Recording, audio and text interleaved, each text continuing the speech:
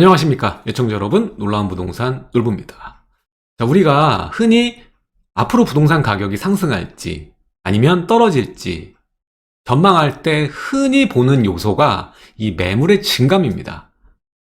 매물이 늘어나게 되면 하락의 전조현상, 매물이 줄어들게 되면 상승의 전조현상, 이렇게 시그널로 받아들이고 이야기를 하죠. 아주 중요한 요소라고 할 수 있겠습니다. 자, 이번에 대규모 규제 완화가 있었습니다. 바로 어제 14일부터 이 완화에 대한 효과가 시작이 됐죠. 결국에 서울에 붙어있는 4개 도시를 뺀 전역이 바로 투기과열지구와 조정대상 지역까지 모조리 풀리면서 비규제 지역이 되었습니다. 자, 이때 기대했던 대기 수요 같은 경우에는 이 메리트가 늘어났죠.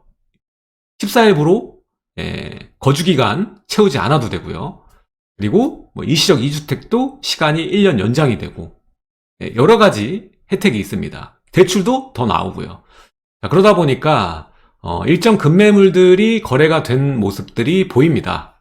그리고 아까 말씀드렸던 우리가 가격을 전망할 때 흔히 보는 요소인 이 경기권에 있는 물건이 무려 5,000건이나 증발해 버렸습니다. 자, 이 현상에 대해서 우리는 어떻게 봐야 될지, 경기 지역 부동산 과연 어떻게 전망해야 될지 함께 이야기해 보도록 하겠습니다. 시청하시기 전에 좋아요와 구독하기, 요즘에 매일 제가 영상을 올리고 있죠. 구독하기 눌러주시고 알림 설정 하셔가지고 매일매일 시청해 주시면 너무나도 감사드리겠습니다. 그럼 지금 시작하겠습니다.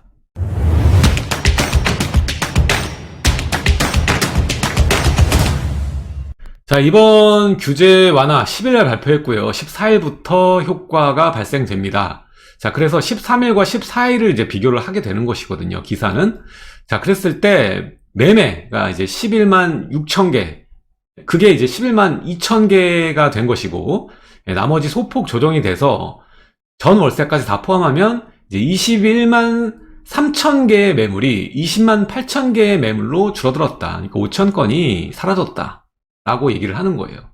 그래서 마치 이것이 상승 시그널인 것처럼 보여지는 것이죠. 하지만 우리가 봐야 되는 것이 지금 당장 하루 전에 이 매물이 감소한 것을 우리가 볼 게 아니라, 물론 이것도 중요하지만 조금 더 길게 늘려서 이전은 어땠는지 이 매물 증감을 확인을 해봐야겠죠. 자, 보시면 이게 2020년 1월부터 현재에 이르기까지 매물의 증감을 표현해 놓은 것인데, 다 알다시피 이제 매물이 감소하는 시기, 이때가 바로 임대입법 들어갔을 때입니다. 그리고 그 이후에 또 매물이 늘어나는 게 그 다음 해 8월이에요. 자, 그 1년 동안은 매물이 이제 확 죽어 있죠. 전세, 월세, 매매까지. 근데 그 이후로 서서히 증가하는 모양새를 보여주고 있고, 이 증감과 동시에 금리도 자, 계속 순차적으로 올라왔습니다. 중요한 게 뭐냐면 우리나라는 작년 8월부터 금리를 올렸어요. 임대입법 들어가는 최초가 이제 20년 8월이잖아요. 근데 21년 8월부터 금리를 올리기 시작해요. 그때부터 데미지를 시장은 받기 시작합니다. 금리에 대한 데미지를 받기 시작한 거예요. 그러면서 매물이 점차적으로 증가하는 모습들을 보여주고 있습니다. 그래서 제가 말씀드리고 싶은 거는 이게 2020년까지 끌어서 봤을 때 지금 매물이 5,000건 감소했다고 해서 매물이 많이 줄어든 그런 상황은 아니다. 시장 반등을 만들어내는 그런 우리가 기본적으로 생각하는 매물의 감소, 그것을 요소로 보기에는 굉장히 약하다라는 것이죠. 자, 얼마 전과 비교했을 때는 매물이 줄어든 게 맞지만 길게 봤을 때는, 전체적으로 봤을 때는 이게 괄목할 만한 시장 영향을 주기 위한 매물 감소 양은 아니다라고 볼 수 있는 것이죠. 여전히 지금 전월세 물량은 많은 편이고요. 심지어 이제 오늘 15일이 됐잖아요. 다시 이 매물량이 늘어난 모습을 보여주고 있습니다. 그래서 지금 유의미한 현상을 찾아내고 싶은 이 심리는 굉장히 높은 편이지만 아직 이르다라고 볼 수 있는 것입니다. 일단 가장 먼저 이 매물 증가와 감소, 이것을 떠나서 가장 중요하게 봐야 되는 것이 이 매수 수요 심리를 자극해서 위로 끌어올리는 거거든요. 그러면서 시장 반등이 나와야 되는 건데, 자, 지금 서울과 경기, 인천 수도권을 다 뽑아왔습니다. 자, 이게 수요 심리 지수가 지금 최저점입니다. 다 바닥을 기고 있어요. 지금 서울이 그나마 이 중에서 제일 높고요. 그 다음이 경기고 인천이 최바닥입니다. 예. 아주 바닥입니다. 자, 이 시점을 여러분들 보시게 되면은 딱 금리 인상 시기가 처음 이제 금리 인상이 되면서부터 맞물리게 돼요. 예. 그래서 우린 원인을 지금 알고 있잖아요. 이렇게 수요 심리가 밑으로 곤두박질 친 주요 원인.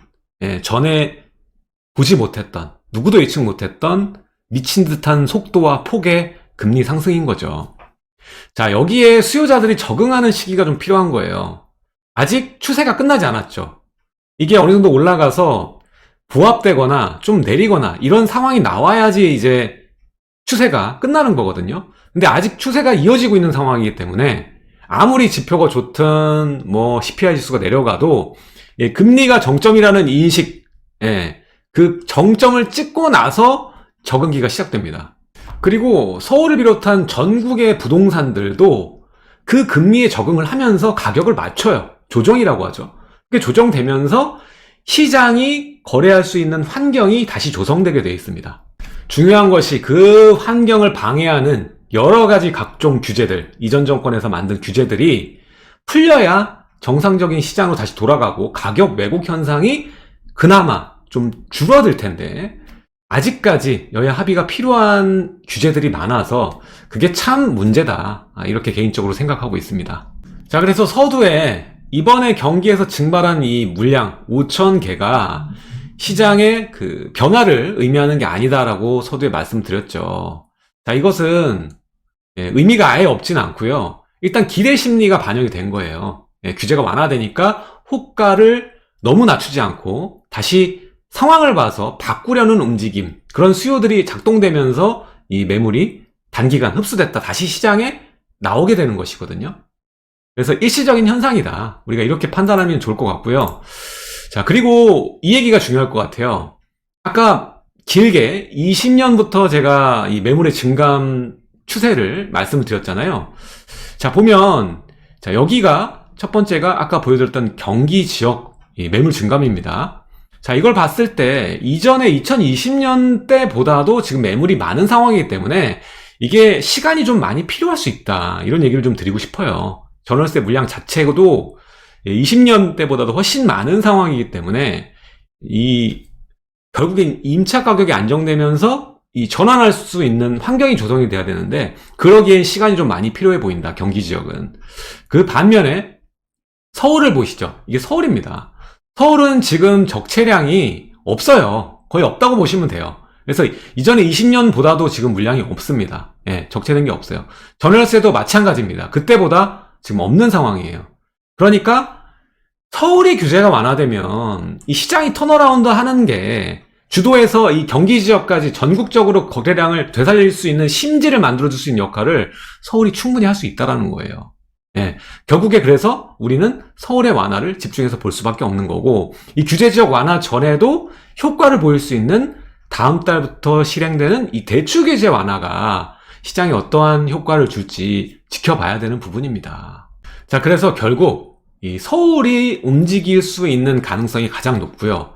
서울이 먼저 움직여야 심리가 살아나면서 자극되면서 인천 경기 지역도 시장이 상황이 바뀌게 될 거예요. 자, 따라서 지금 인천 경기 규제 지역에서 풀렸다고 해서 매수 수요 심리를 자극해서 시장 반등이 만들어진다? 이거는 어려워 보입니다. 물량 자체가 너무 적체되어 있습니다. 자, 특히 임대 매물 적체 현상이 중요한 것 같아요. 지금 임차 가격이 밑으로 계속 끌어당겨지고 있습니다. 특히 인천 지역 같은 경우에도 전에 말씀드렸죠. 검단 전세가 30평대 1억 8천. 다른 지역까지 영향 다 미치고 있어요. 네. 적체 현상 심화되어 있고 이게 일정 기간 지나면 풀리겠죠. 하지만 공급이 23년, 24년 추가적으로 계속 이어지게 됩니다. 문제는 갭이 벌어지고 있다는 거예요. 임차 가격이 내려가면서 매매가를 잡아 당기고 있는 거예요. 우리가 2020년에 임대 입법 들어가서 전세가가 미친 듯이 올라서 매매가도 유례없이 올랐듯이 똑같은 겁니다. 갭이 다시 가격을 끌어내리고 있는 거예요. 그래서 반등에 시간이 좀 걸릴 수 있습니다. 이러한 그 물량 자체가 잦아들어야, 인천은 잦아들어야 반등에 힘을 줄 것이고, 그 전에라도 서울이 움직이면은 상급지를 위주로는 다시 시장 분위기가 바뀔 수 있다는 겁니다. 자, 근데 지금 당장 서울이 가기는 굉장히 버겁죠. 자, 어제도 제가 말씀드렸다시피 서울은 바로 빨리 풀기는 어렵다. 그리고 서울 풀 때도 지역별로 나눠서 다 부대해가지고 순차적으로 풀 확률이 굉장히 높다라고 이야기를 했었습니다. 자, 따라서 시간이 좀 걸릴 텐데 우리가 다음 달에 꼭 봐야 되는 게 하나 있습니다. 뭐냐? 일단 지금까지 1년이 넘는 기간 동안 갈아타기 수요가 제대로 움직이지 못했거든요. 왜냐? 이전에 그 본인이 사놨던 그리고 살고 있는 물량이 팔려야 되는데 팔지 않으니까 묶여 있는 거예요. 그리고 10억 초과된 주택들 같은 경우는 돈이 많이 필요하기 때문에 본인 걸 정리를 해야지만 움직일 수 있는 수요가 많았던 반면, 자, 이번에 15억 초과 대출이 풀리게 되면 좀 많은 게 달라질 수 있습니다. 갈아타기 할 때 원래 필요했던 돈보다 현저하게 필요한 돈이 줄어들 수 있기 때문에. 그리고 일정 지역 같은 경우는 15억 초과 지역 중에 일부 지역 같은 경우에는 이미 충분히 과대 낙폭을 보인 지역도 있으니까요. 이런 지역은 지금도 군침을 흘리면서 대기 수요가 존재하고 있거든요. 그래서 이게 시장 전반을 바꾸고 전국의 기류를 바꾸면서 반등이다, 턴어라운드 됐다, 이렇게 볼 수는 없겠지만 최소한 대출 규제 완화에 맞춰서 이 급매물들이 소진되고 과대 낙폭을 보인 지역이 반짝 반등, 심리가 살짝 올라가는 상황들은 충분히 나오게 될 겁니다. 자, 우리가 이전 하락장에서도 그렇지만 이게 그대로 떨어지는 게 아니라 중간중간 반등을 주면서 내려오게 되거든요. 이번에도 마찬가지일 겁니다. 누구나 바닥을 잡고 싶죠. 하지만 그것을 정확히 맞추긴 굉장히 어렵습니다. 지금 시점에서 봐야 되는 건 이 전세가가 계속 시간차를 두면서 빠지고 있는 상황이란 말이에요. 그러니까 전세가가 안정이 되면서 다시 상승하는 전환 시기가 굉장히 중요해요. 거기에 지금 영향을 가장 미치는 것이 금리 추세란 말이에요. 앞에서도 설명드렸죠. 결국 금리 추세가 꺾이면서 변화하는 시점이 전세가가 안정되면서 다시 돌아갈 수 있는 전환 시기가 될 것이고, 거기에 맞춰 가격점도 적응을 하면서 최저점이 나오게 되겠죠. 맞습니다. 결국에는 금리라는 거죠.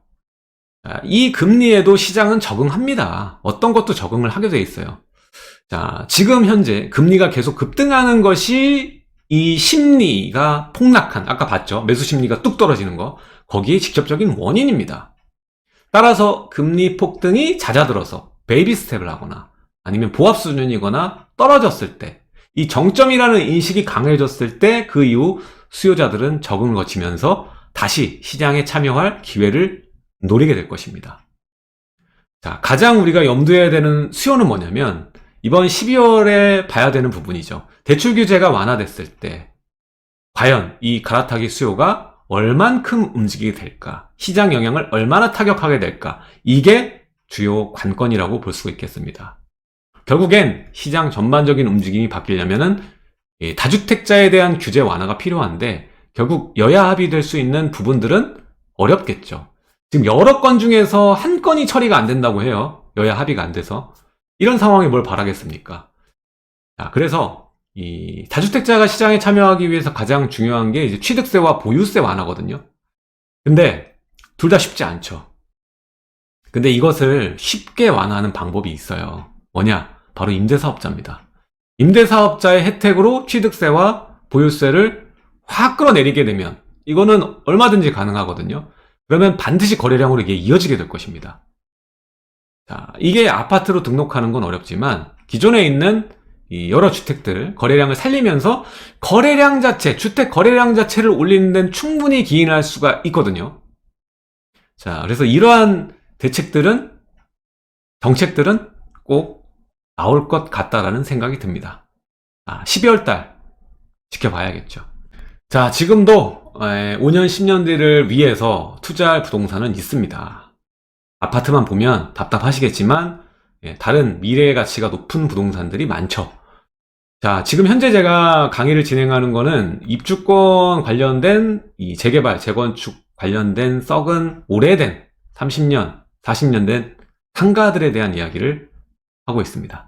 그리고 모아타운, 초기 재개발에 관련된 강의도 하고 있습니다. 지역 분석 콕 찍어서 작은 자금으로, 요즘 공통된 키워드죠. 작은 자금으로 할 수 있는 투자 전략은 뭔가 매주 강의를 하고 있으니까요.